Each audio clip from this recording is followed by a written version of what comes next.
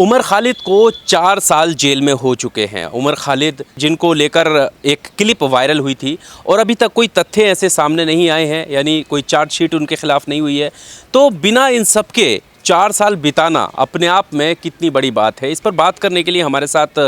पत्रकार अलीशान जाफरी जी हैं और इनसे हम बात करते हैं। मैं एक बात को दुरुस्त कर दूं पहले तो कि चार्जशीट नहीं दायर हुई है, चार्जशीट दायर हो गई है। 17,000 पन्नों की वो FIR 5920 में जो चार्जशीट है, जो UAPA का केस है, जो एक मात्र केस है उमर खालिद के ख़िलाफ़ जिसमें उसको बेल मिलना मुश्किल पड़ रहा है, उस केस में 17,000 पन्नों की चार्जशीट दायर हुई है। अगर आप इसमें सोच सकते हैं कि ट्रायल अगर शुरू भी हो जाए तो कितना वक्त बीत जाएगा उन 17,000 पन्नों में क्या लिखा है, इसे पढ़ने में, इसे क्रॉस एग्जामिन करने में। लेकिन जो दूसरा बड़ा सवाल है वो ये है कि 4 साल बीत चुके हैं और एक व्यक्ति जेल में है और कई और लोग जेल में हैं। शर्जील इमाम जेल में हैं, इस केस से जुड़े हुए गुलफिशा फ़ातिमा जेल में हैं, खालिद सैफ़ी जेल में हैं और तमाम और ऐसे लोग हैं जो जेल में हैं। 4 साल तक अगर इन लोगों को बेल नहीं मिलती है तो और उसके साथ साथ 4 साल तक अगर इन लोगों के ख़िलाफ़ ट्रायल भी शुरू नहीं होता है तो ये एक बहुत बड़ा सवाल खड़ा करता है। अब जो दक्षिणपंथी IT सेल के ट्रोल हैं वो बार बार ये बात बोलेंगे कि अगर उसने कुछ गुनाह नहीं किया है तो कोर्ट उसको छोड़ देगी। सुनने में बहुत अच्छी बात लगती है ये, लेकिन आपने कुछ गुनाह किया है या नहीं किया है इसका फ़ैसला जाहिर सी बात है कि कोर्ट करेगी। लेकिन क्या मैं आपको 5-6 साल तक जेल में कैद कर दूं और उसके बाद बोलूं कि ठीक है चलिए अब कोर्ट फ़ैसला करेगी? तो UAPA खुद में एक ऐसा कानून है जो कि बेल को इतना मुश्किल बना देता है, उसकी प्रक्रिया को इतना मुश्किल बना देता है कि कोई इंसान की जो न्याय को मांगने की प्रक्रिया है वो प्रक्रिया ही उसकी सज़ा बन जाती है। और यही सज़ा उमर खालिद, शर्जील इमाम और ऐसे तमाम लोगों के लिए के केस में आपको दिखाई देती है। पर क्या वजह है जो मतलब जितनी तेज़ी से होना चाहिए वो सब चीज़ें उतनी तेज़ी से जस्टिस के लिए नहीं हो पा रही हैं? देखिए, इसमें कई सारे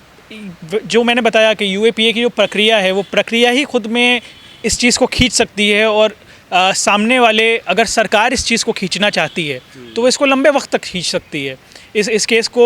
ना इसमें न्याय मिलेगा और ना ही इसमें कोई फ़ैसला आएगा। ये चीज़ सालों साल तक की जा सकती है, तो इसलिए ये केस खिंच रहा है। दूसरी बात ये है कि अगर आपको इस बात का यकीन है, आपने उस 42 सेकंड की क्लिप का जिक्र किया जो उमर खालिद की क्लिप थी, आप बता दीजिए कि उस क्लिप में कौन सी ऐसी बात कही गई थी जिससे साबित होता है कि उमर खालिद दरअसल हिंसा भड़का रहा था या दंगे की बात कर रहा था। वहीं दूसरे हाथ पर आपको दंगों से ठीक एक दिन पहले एक धर्मगुरु जो धर्म संसदों में अक्सर प्रेम की बौछार करते हैं, उनका एक दिन पहले का आपको वक्तव्य मिल जाएगा जिसमें वो कहते हैं कि जिसमें वो खुलेआम हिंसा की बात करते हैं और अपने फॉलोअर्स को, अपने अनुयायियों को ये बात कहते हैं कि अब हिंसा करो। तो पहला सवाल ये उठता है कि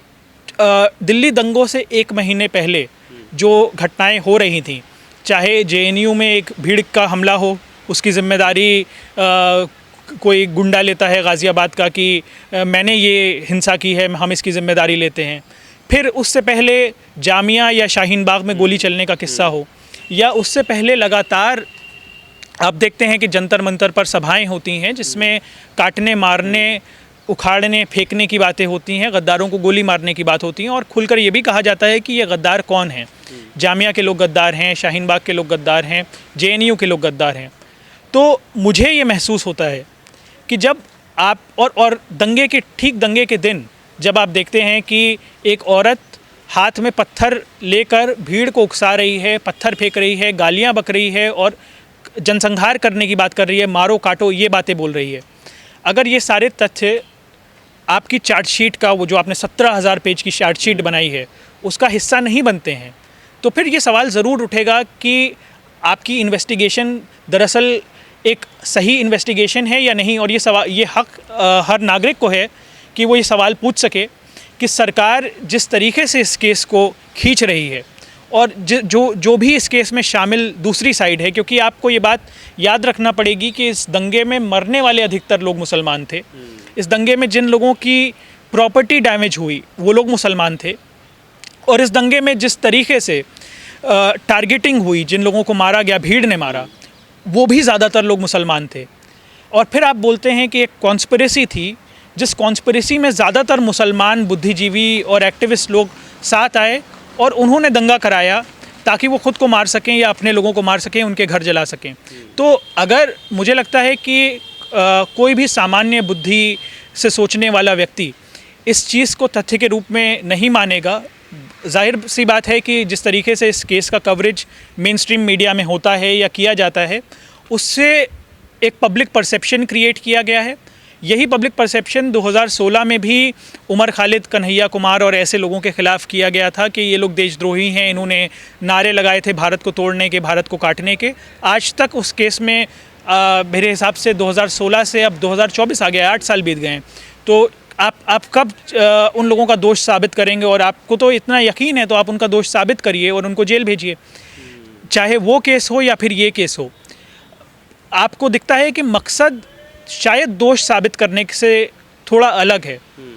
मकसद कुछ और बन गया है। मकसद ये बन गया है कि जो प्रक्रिया, जो आपकी स्थापित प्रक्रिया है, जो न्याय की, नेचुरल जस्टिस की प्रक्रिया है, उसको उसके विपरीत, उसके उलट आप लोगों को इतना त्रस्त, इतना तकलीफ़ दे दें कि वो फिर शायद अपनी आवाज़ उठाने से या फिर बोलने से पहले 10 बार सोचें। उनके लिए 10 एग्जाम्पल तैयार कर दिए जाएं कि अगर तुम बोलोगे तो तुम्हारा हाल इस व्यक्ति जैसा होगा, उमर खालिद जैसा या फिर शर्जील इमाम जैसा और इन तमाम लोगों जैसा होगा जो सालों से जेल में बंद हैं। पर जैसे अभी आपने नाम भी लिए, कई वो चेहरे जिन्होंने शाहीन बाग में गोली चलाई, उमर खालिद के ऊपर भी गोली चलाई, अलग अलग जगहों पर उन्होंने हथियार का इस्तेमाल किया, लेकिन उसके बावजूद उन लोगों को ज़मानत मिल जाती है, लेकिन इधर दूसरी साइड से उन लोगों को ज़मानत नहीं मिलती। देखिए, बार बार हमारा सुप्रीम कोर्ट ये बात बोलता है कि jail is the exception and bail is the rule and jail is the exception. मतलब जेल अपवाद है, आपको बेल देना ही देना है। तो फिर इस वजह से इन लोगों को बार बार बेल शायद मिल जाती है, क्योंकि जेल इज़ द एक्सेप्शन। लेकिन दूसरी तरफ कुछ लोगों के लिए वो लोग ही शायद एक्सेप्शन है। अब जब आप एक पूरे उन लोगों को ही एक एक्सेप्शन की तरीके से ट्रीट करने लगते हैं, क्योंकि आपको दिखता है कि एक ऐसा कानून जिसमें बेल मिलना लगभग बहुत मुश्किल है और कुछ केसेस में लगभग नामुमकिन सी दिखाई देती है, उस केस में अगर आप उन्हें चार्ज करते हैं और आप खींचे जाते हैं उस प्रक्रिया को,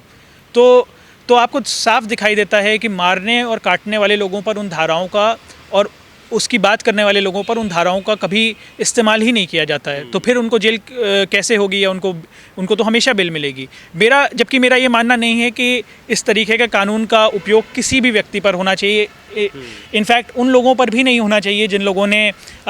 ये हिंसा की। उन लोगों के हमारे देश में कानून है, कई सारे कानून हैं जिनके तहत उन पर कार्रवाई की जा सकती है और अगर एक स्पीडी ट्रायल किया जाए तो उनको आराम से सज़ा दी जा सकती है। पर ऐसे मामलों में एक जेन्युइन सा सवाल ये उठता है कि आप सिर्फ इन जो विक्टिम हैं, जो आरोपी हैं, वो तो हैं ही जेलों में, इनके साथ खड़े होने के लिए कोई तैयार नहीं होता है, कोई बात करने के लिए तैयार नहीं होता, कोई नाम तक नहीं लेता कि कौन उमर खालिद है। और वैसे ही हालात जो है वो उन घटनाओं पर भी आते हैं जब बुलडोज़र की घटनाएं सामने आती हैं, जब मस्जिद को तोड़ने एक भीड़ निकल जाती है, तो उनके ख़िलाफ़ भी आप देखें कि जो विपक्षी दल हैं वो भी खामोश नज़र आते हैं। देखिए, विपक्ष की जो राजनीति है वो बहुत कन्वीनियंट राजनीति इस वक्त है।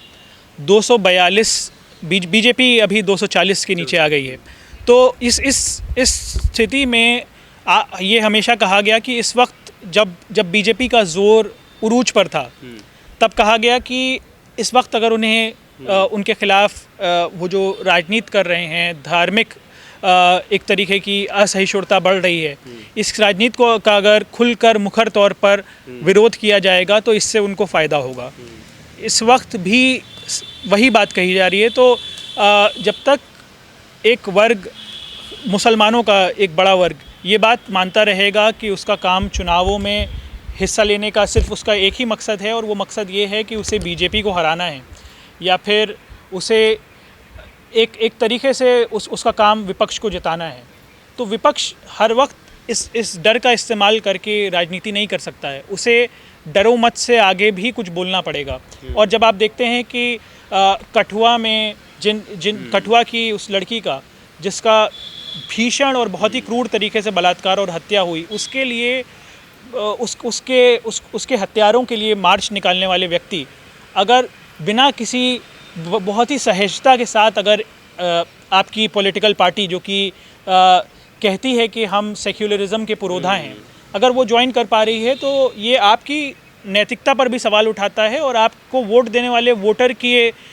इंटेलिजेंस को भी क्वेश्चन करता है। अभी यही सवाल इससे जुड़ा हुआ इसलिए है क्योंकि देखिए विपक्ष की जहां केंद्र में विपक्षी दल है वहां उनकी सरकार है शिमला में, दो घटनाएं बैक टू बैक आती हैं। एक मोब जो है वो याद दिला देती है 1992 वाला हाल कि तोड़ने के लिए जा रही हो, वहाँ पर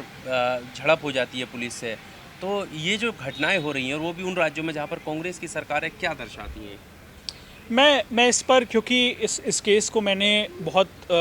अच्छे से क्लोजली फॉलो नहीं किया, तो मैं इस पर शायद टिप्पणी ना कर पाऊँ, लेकिन मैं एक जनरल बात आपसे ज़रूर कह सकता हूँ कि कांग्रेस हो या बीजेपी हो, बीजेपी बहुत मुखर रूप से जो बातें कहती है उसका विरोध कांग्रेस मुखर रूप से नहीं कर पाती है। और यही चीज़ कांग्रेस को और बाकी विपक्षी दलों को, जिसमें कई ऐसे नेता हैं जो खुलकर अपनी बात रखते हैं, जो खुलकर इस राजनीति का विरोध करते हैं, जैसे मनोज झा हो गए और भी तमाम ऐसे नेता हैं, लेकिन जब तक विपक्ष इस चीज़ की क्लैरिटी अपने दिमाग में नहीं लाएगी, मुझे नहीं लगता है कि एक समाज का बड़ा हिस्सा सिर्फ इसलिए वोट करता है कि वो मुसलमानों को तकलीफ़ पहुंचा सके। ये सच्चाई नहीं है। आप आमतौर पर लोगों के अलग मसाइल हैं, मसले हैं, हिंदुओं के भी और मुसलमानों के भी, जो कॉमन हैं। पर दिखाया ये जाता है कि मुस्लिम की चूड़ी टाइट है, हाँ, इसलिए लेकिन वोट दिया जा रहा है। तो आप जब तक इस बात पर आप भरोसा करते रहेंगे तब तक आप खुद की राजनीति कर नहीं पाएंगे, और वो आप हमेशा कायरता की और बुज़दिली की राजनीति करेंगे, और जिसका यही एक रिज़ल्ट हो सकता है कि आप चाहे कोई भी पार्टी पावर में रहे, लेकिन आपका समाज हमेशा उसी दिशा में जाएगा जिस दिशा में आपको असमानता दिखेगी, आपको हिंसा दिखेगी और आपको एक तरीके का भेदभाव दिखेगा अल्पसंख्यकों और ख़ास तौर पर मुसलमानों के खिलाफ।